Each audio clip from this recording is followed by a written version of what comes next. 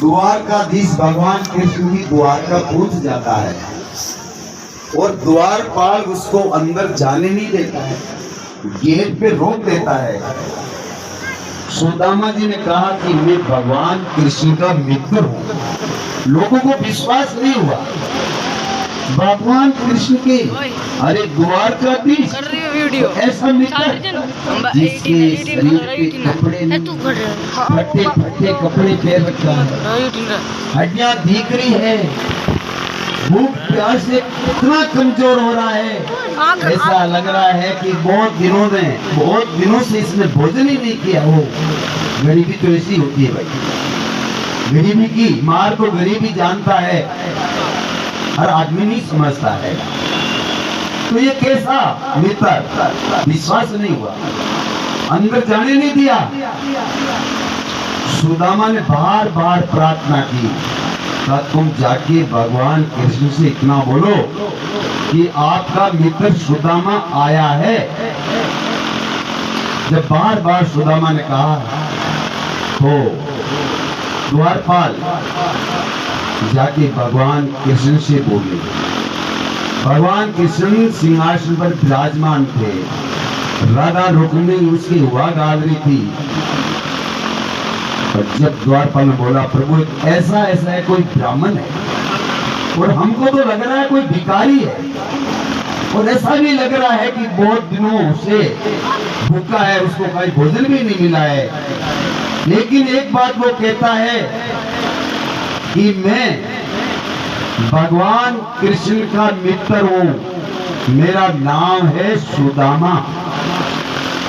जब भगवान अपने खानों से ऐसा सोचा कि सुदामा परमात्मा अपनी प्रभुता को भूल गई, उसको ये भी एहसास नहीं हुआ कि मैं द्वारकाधीश हूं। सिंहासन से कूद पड़े, लगे पैर सुदामा की तरफ तोड़ पड़े और चिल्लाते रहे मेरा सुदामा, मेरा सुदामा। मित्र इसको कहते मेरे भाई लोगों माथा दे लो।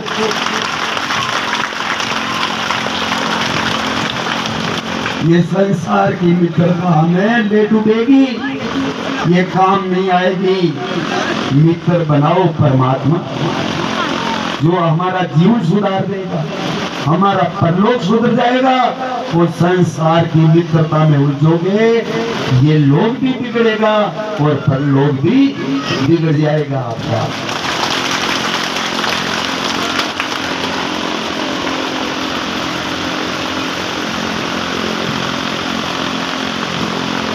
तुम मित्रता को इसको कहते हैं मेरे भाई लोग और माता बहनों,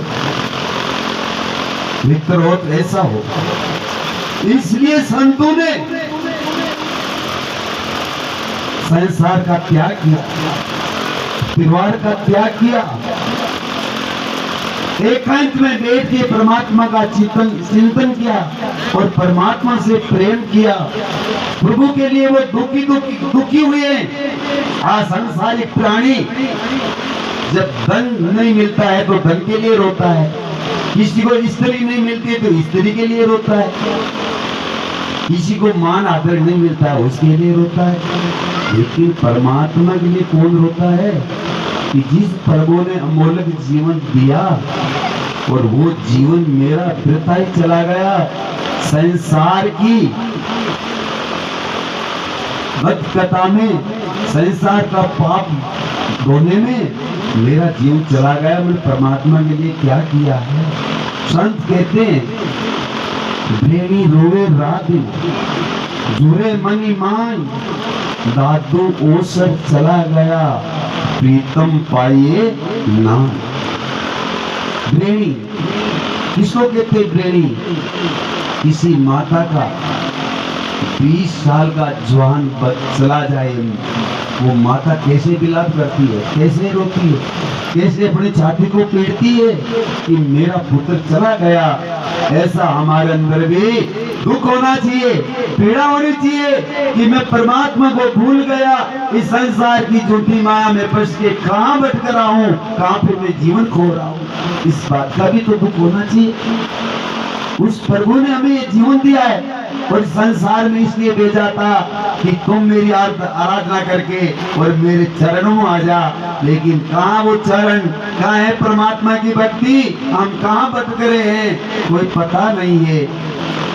रेणी रोवे रात झूरे मनी माई, मनी मन में झूरते प्रभु तेरा दर्शन कब होगा। दादू ओसर चला गया प्रीतम पाए नाई। समय जा रहा है, बच्चे थे जवान हो गए और जवानी से बुढ़ापा आ गया। अब बुढ़ापा के आगे क्या आएगी? मौत। लेकिन हम उस मौत को भूले हुए। हम तो सोचते हैं कि हम तो सदा अजर अमर रहेंगे, यहीं रहेंगे, हम तो कहीं नहीं जाएंगे। अरे तुम्हारे बाप दादा कोई नहीं रहे, वो सबके सब चले गए, तुम लोग कैसे रहोगे? मेरे भाई लोगों जरा सोचो तो रे। इतना मूर्ख क्यों बनते हो, इतना बेवकूफ क्यों बनते हो? तुम्हारे सामने देखते देखते इतने लोग संसार को छोड़ के चले गए हैं, तुम किस प्रकार रह सकते हो? एक दिन तुमको भी छोड़ के जाना पड़ेगा, रुक नहीं सकते हो। लेकिन हम भूल जाते हैं, मौकी निंद्रा में सो जाते हैं और हमें ये एहसास नहीं होता है कि मेरे को भी एक दिन दुनिया छोड़ के जाना है। जिनको ज्ञान हुआ है वो उस परमात्मा के लिए दुखी है। इसलिए संत दादू दयाल जी कहते हैं, रेणी रोवे रात दिन जुरे money my, Dadu O sir चला गया प्रीतम पाए ना। क्यों रोते हैं? कि परमात्मा को पाने के लिए आए थे, प्रभु का दर्शन पाने के लिए हम आए थे। परमात्मा का दर्शन हुआ नहीं, जीवन चला गया, मृत्यु सामने खड़ी है। इस बात का बड़ा दुख है, तो हमें भी इस बात का दुख होना चाहिए भाई। जीवन तो अपना भी बहुत चला गया है, थोड़ा सा बचा है, ये भी चला जाएगा। फिर शमशानों में ले जाके लोग रख के फूंक देंगे, एक मुट्ठी राख हो जाएगी और कुछ भी होने वाला नहीं है। तो परमात्मा से प्रेम करो, ईश्वर की भक्ति करो, आराधना करो और खड्डा खोदना बंद कर दो। खड़ा मत खोदो। अरे भला नहीं होता है तो कोई बात नहीं, लेकिन किसी का बुरा तो मत करो। ये क्यों सोच रखते हो? करो तो करनी, करो तो अच्छी करो, बुरी विचारो नाई। असर पड़े जैसी क्यों करो, ओछी उम्र माई, 2 दिन की जिंदगी है। क्यों बुराइयों की गंठड़ी बांधते हो मेरे भाई लोगों? जितना हो सकते हैं उतनी भलाई की गंठड़ी बांधो, पुण्य की गंठड़ी बांधो, सेवा की गंठड़ी बांधो, भलाई की गंठड़ी बांधो, परमात्मा की भक्ति की गंठड़ी बांधो, जो तुम्हारे अंत समय में काम आएगी, जन्म जन्म काम आएगी वो तुम्हारे। नहीं तो जन्म जन्म तक आपको ये पाप का दंड भोगना पड़ेगा। कोई भी छुटकारा नहीं दिला पाएगा आपको। ये एक मौका मिला है, सुंदर अवसर तुम्हारे हाथ में, अगर इसको आप खो दिया, केवल रोना पछताना और कुछ भी हाथ नहीं लगेगा। अभी मौका है सावधान होने, फिर ऐसा अवसर नहीं आएगा। आपने गोपियों की कथा सुनी, गोपियां भी एक दुष्ट जीवन में थी, पति भी थे, बाल बच्चे भी थे, सब कुछ थे, लेकिन वो भगवान में दीवानी रहती थी। उनको घर का कोई ख्याल नहीं रहता था, बच्चों का कोई ख्याल नहीं है। वो ईश्वर की भक्ति में इतनी पागल हो जाती है, क्या करना है क्या कर लेती है, किधर जाना है किधर चली जाती है, किधर श्रृंगार करना है, कौन सा आभूषण कहाँ पहनना है, वो भी उसको होश नहीं है। अरे गले का हार वो हाथों में डाल लेती है, हाथों की वस्तु को कानों में डाल लेती है। इतनी दीवानी गोपियां भगवान के प्रेम में। वो भी तो स्त्रियां ही थी, वो स्त्रियां नहीं थी, वो सम्मान तपसी थे, वो महान ऋषि थे, जो भगवान श्याम सुंदर, जिस परम पिता परमात्मा को कोई नचा नहीं सकता है, जो सारे संसार को नचाता है, उसको गोपियों ने नचाया था। ये प्रेम की ताकत है मेरे भाई और माता बहनों। अगर तुम्हारे हृदय में प्रेम है तो भगवान तुम्हारे सामने नाचेगा, अगर प्रेम नहीं है तो दुनिया के सामने तुम नाचते नाचते ही मर जाओगे, लेकिन तुम्हारे नाच को देखने वाला कोई नहीं, अंत हो जाएगा। ये प्रेम की महिमा है सब। तो परमात्मा से प्रेम करना सीखो। प्रभु से प्रेम नहीं है तो हम तो इन पशु पक्षियों से भी गिरेंगे, उससे भी बुरे हैं। ये पशु पक्षी भी अपने से बहुत अच्छे, वो तो पशु है, उनको परमात्मा का ज्ञान ही नहीं है, उनको कल्याण का ज्ञान ही नहीं है। वो तो न भला जानता है न बुरा जानता है, वो तो पशु है। लेकिन हम मनुष्य जीवन पाके भी पशु बन गए, ये तो बहुत बड़ी बेवकूफी है, बहुत ही बड़ी बेवकूफी है। इससे बड़ी बेवकूफी और क्या हो सकती है? तो इस बेवकूफी को निकाल के परमात्मा का चिंतन करो, जिससे हमारा क्या भला हो जाएगा, उद्धार हो जाएगा। और कोई रास्ता नहीं है, रास्ता एक ही है कि परमात्मा से प्रेम करो, कुछ नहीं करना है। परमात्मा को कुछ देने की जरूरत नहीं है, परमात्मा को केवल ये मन देना है। जो मन हमने संसार में दे रखा है, परिवार में दे रखा है, इस मन को परमात्मा में लगा दो, हो गया काम। और जब तक ये मन परमात्मा में नहीं लगाओगे, तब तक ये मन आपको भटकाएगा, नरकों में ले जाएगा, ये पशु पक्षी बनाएगा, कुकर शुकर बनाएगा, क्या पता कहाँ कहाँ ये भटकाएगा। मन का खेल ऐसा ही है।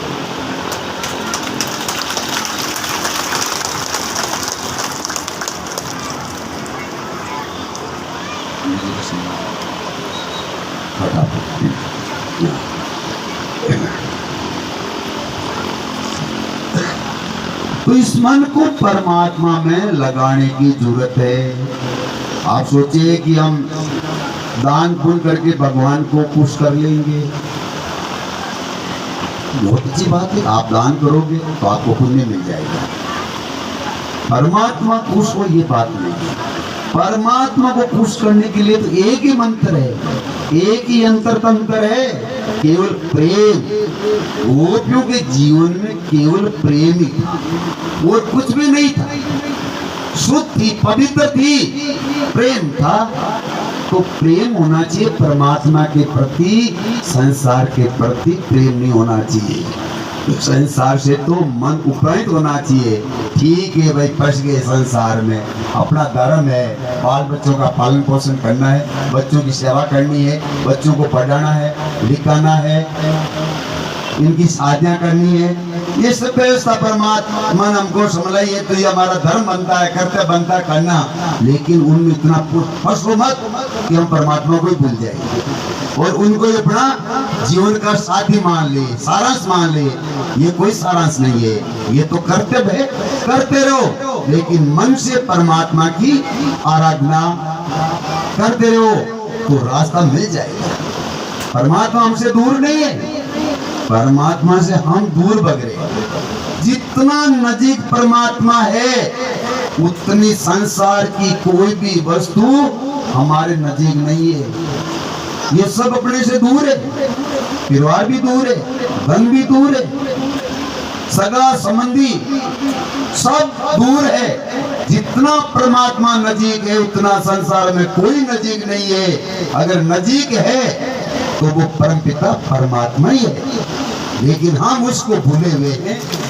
और जो दूर है उसको अपना मान लिया, जो अपना है ही नहीं उसको अपना मान लिया। नहीं तो संसार हमारा था, नहीं है और नहीं कभी होगा। परमात्मा पहले भी था, अभी भी है और आगे भी रहेगा, उसको हम भूल गए। ये बहुत बड़ी हम लोगों से भूल हुई है और इसी भूल का हम लोग दंड भोग रहे हैं। जब तक ये भूल हम लोग नहीं सुधारेंगे, तब तक उद्धार नहीं होगा, भला नहीं होगा। भूल हमने की है और भूल को सुधारना भी अपने को ही है। अपनी भूल कोई दूसरा नहीं सुधार सकता। आपने भूल की है, आपको ही उस भूल को सुधारना है। संत महापुरुष तो आपको केवल रास्ता दिखा सकते हैं, लेकिन उस रास्ते पे चलना तो आपको ही पड़ेगा। तो ये संत महापुरुष ऐसे ऐसे आयोजन कराते हैं। इसलिए कराते हैं केवल आप लोगों को जगाने के लिए, रास्ता दिखाने के लिए, वास्तविक स्वरूप का ज्ञान कराने के लिए। अरे तू ऐसा नहीं है, तू उस परमात्मा का है, परमात्मा तेरा है, उसको समझ और उससे तुम प्रेम कर, जो तेरा जीवन अलग ही हो जाएगा। तो जिन्होंने भी परमात्मा को अपना माना, परमात्मा उसी का हो गया। वो तो था ही अपना ही, लेकिन जब तक हमारी भूल है तब तक हम परमात्मा से दूर भटक रहे हैं। इसलिए संत महापुरुष उस प्रभु के लिए गदगद हो जाते हैं। क्या बेचैन रहती है, उनको कहीं सुख शांति नहीं मिलती है, केवल भगवान के चरणों में सुख शांति उनको दिखाई देती है। इसलिए बार बार भगवान से वो प्रार्थना करते हैं, मैं भिखारी मांगता दर्शन देव दया। हे प्रभु, हम तो भिखारी है, भिखारी तेरे दर्शनों की भीख मांगते हैं। मांगी हमने कभी भीख भगवान से? दुनिया से मांगते हैं, मांगते ही रहते हैं, लेकिन भगवान से तो कभी भीख नहीं मांगी। हे परमात्मा दर्शन दो, दर्शन दो, दर्शन दो। कभी रट नहीं लगाई। मांगते तो क्या मांगते? कोई धन मांगता है, कोई बेटा मांगता है, कोई पद मांगता है, कोई नौकरी मांगता है, कोई मकान मांगता है, कोई मान आदर मांगता है। क्या पता क्या मांगते हो? अरे देखो, हीरा देने वाले से आप कंकर मांग रहे, इतनी बड़ी बेवकूफ। उससे तो कल्याण मांगो, प्रेम मांगो और भक्ति मांगो। हे प्रभु, आपके चरणों की भक्ति दो, साईं सत संतोष दो, भाव भक्ति विश्वास सदक सबोरी सास दे, मांगे दादू दास। देखो महापुरुषों के शब्द कैसे, शब्द साधारण लग रहा है, लेकिन कितनी इसके अंदर शक्ति है, कितना गहराई से उस परमात्मा के प्रति दर्शाया है। साईं सत संतोष दे, भाव भक्ति विश्वास सदक सबोरी सास दे, मांगे दादू दास। दादू जी ने तो ये मांगा है, अब हम क्या मांग रहे हैं? दादू जी ने परमात्मा से भक्ति मांगी, भक्ति मिल गई, परमात्मा मिल गया। हम लोगों ने संसार मांगा, संसार मिल गया। खाते रहो बचीड़ भाई, और क्या है? इनमें बचीड़ खाते खाते कितनी हमारी पीढ़ियां खप गई, और हम भी एक दिन खत्म हो जाएंगे, हाथ कुछ भी नहीं लगेगा। परमात्मा से संसार की वस्तु मत मांगो, परमात्मा से मांगो तो परमात्मा का दर्शन मांगो। इसके रहित कुछ नहीं मांगना है। मैं भिखारी मांगता दर्शन देव दयाल, तुम दाता दो बनता, मेरी करो समा। आप तो दुखों का भंजन करने वाले, दुखों का नाश करने वाले प्रभु, आप मेरे को संभालो, मेरी सूती लो, मेरी तरफ देखो, मैं कितना दुखी हूँ आपके लिए। आप कृपा करके दर्शन देके मेरा उद्धार कर दो। संतों ने तो ये मांगा है मेरे भाई लोगों और मेरी बात माता और बहनों, हमें भी परमात्मा से उसके दर्शनों की प्यास पैदा करके और निरंतर प्रभु के दर्शन की मांग ही रखना चाहिए। दर्शन दो, दर्शन दो, मैं तो तेरी मुक्ति न मांगू। संतन का तेरी मुक्ति भी कौन चाहिए? तू मुक्त मत देना, तेरे दर्शन दे दे, एक दफा दर्शन कर लूंगा, तेरी मुक्ति हो जाएगी, आनंद हो जाएगा। परमात्मा, हमें मोक्ष की कोई जरूरत नहीं है, स्वर्ग की कोई जरूरत नहीं है, न हमें बैंकुट चाहिए, न शिवलोक चाहिए, कुछ ना चाहिए, केवल तुम्हारे दर्शन चाहिए। दर्शन दो, राम दर्शन दो, तो तेरी मुक्ति न मांगू, रिद्धि न मांगू, सिद्धि न मांगू, तुम्हें मांगू गोविंदा, योगन मांगू, भोगन मांगू, तुम्हें मांगू राम जी, दादू तुम्हें और न मांगू, दर्शन मांगू देव जी। ये संतों के शब्द, संत बहुत कुछ हमें दिखाया है, बहुत कुछ सिखाया है, लेकिन भैया कोई सीखने वाला हो, कोई लेने वाला हो, तो संतों के शब्दों में तो अटूट खजाना है, अटूट खजाना। लूट सको तो लूट लो, फिर क्या है? ज्ञान दड़ी चोरी पड़ी, हर कोई खेल लो आए, जीते सो ले जाएगा, जो जीतेगा वो तो ले जाएगा, और वो खेल अपने खेले ही नहीं तो क्या हाथ लगेंगे, क्या जीतेंगे। अरे भाई खेल खेलोगे तभी तो हार जीत होगी, खेल ही नहीं खेला तो न हारे न जीते। अगर भक्ति का खेल खेलेंगे तो परमात्मा मिलेगा ही मिलेगा, लेकिन भक्ति के मैदान में उतरे ही नहीं तो कुछ नहीं मिलने वाला है। लेकिन भक्ति भी भाई सरल नहीं है, वीरों का काम है, वीर ही भक्ति कर सकता है, कायर नहीं कर सकता है।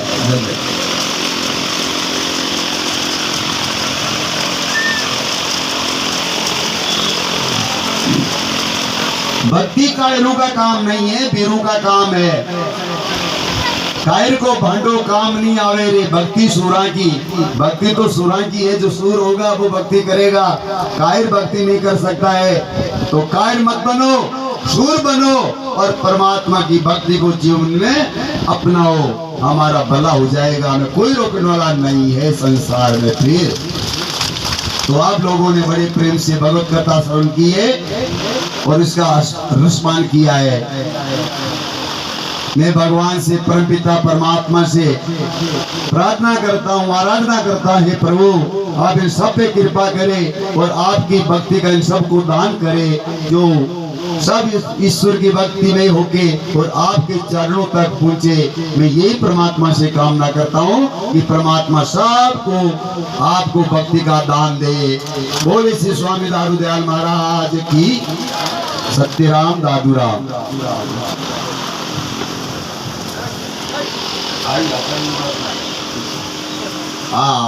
ये हमारे यज्ञ आचार्य जी महाराज है, जिनके द्वारे यज्ञ का कार्यक्रम चल रहा है।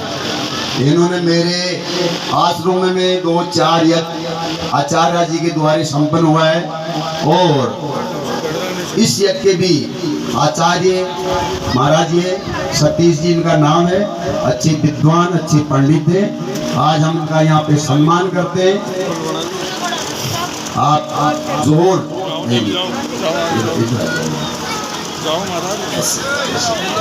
हाँ भाई, आप सब लोग बड़ी तालियां बजा के महाराज का स्वागत करेंगे। बोले श्री स्वामी दादू दयाल महाराज की जय। जय हो सत्यराम दादूराम।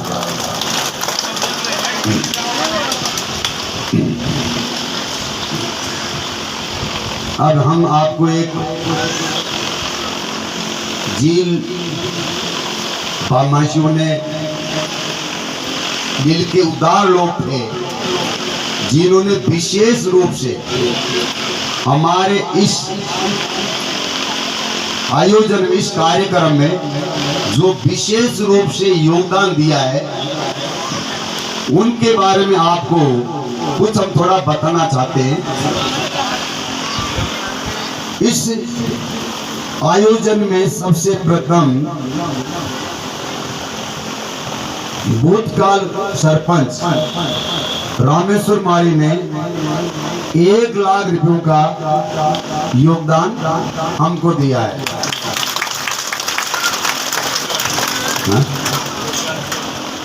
और 1 लाख रुपयों का छोटूलाल जी चरावंडिया ने इसमें योगदान दिया, स्वागत कीजिए।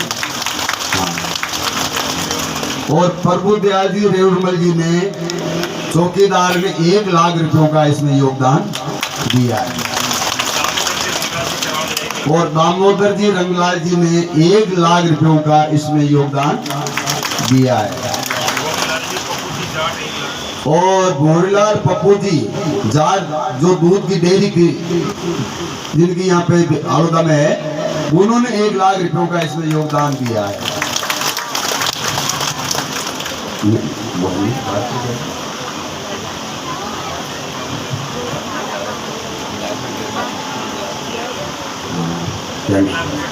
हाँ, 1 लाख रुपया गिरिराज जी डॉक्टर है, उन्होंने 1 लाख रुपया इसमें योगदान दिया है। और वर्तमान जो सरपंच है राम खिलाड़ी बेरुआ, उसने हमारे चरणों में 1 लाख रुपयों की राशि भेंट की है। इसमें 51,000 रुपया गोपीराम भाड़ेती जी ने योगदान दिया है। 51,000 ताराचंद परमानंद सोनी ने इस यज्ञ में योगदान दिया है और 51,000 कृष्णलाल सुतनलाल जी जोशी ने इसमें योगदान दिया है। 51,000 बाबूलाल जी मिश्र ने इसमें योगदान दिया है। 51,000 कैलाश ककोड़ा डीलर, उन्होंने 51,000 रुपया योगदान दिया है। 51,000 केदार जी कैलाश जी, उन्होंने 51,000 का योगदान दिया है और 51,000 गजानन दलीप जी जोशी ने योगदान दिया है।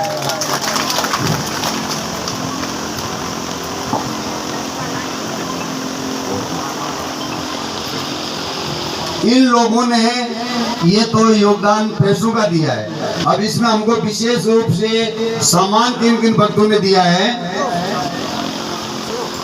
जो गोलियों की डाणी है, उन्होंने इस यज्ञ भगवान के कार्यक्रम में जितनी भी चीनी लगेगी वो चीनी की सेवा उन्होंने दी है।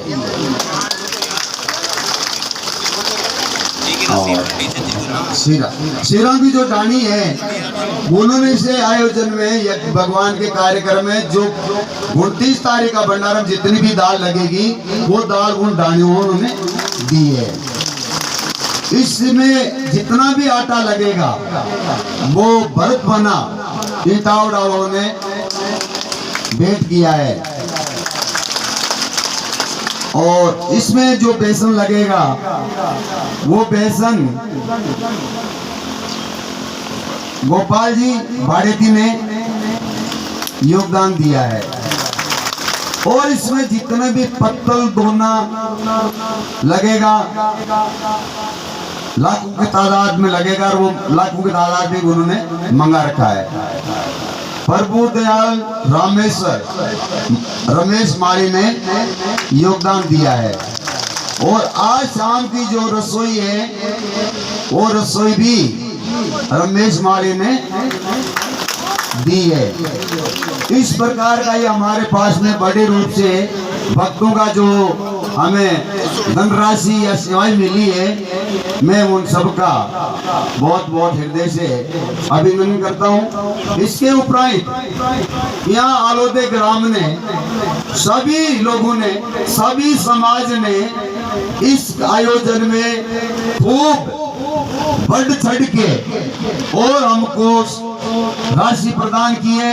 अपनी श्रद्धा से ज्यादा ही लोगों ने इसके अंदर क्या, उन लोगों ने अपना भाव दिखाया है और सेवा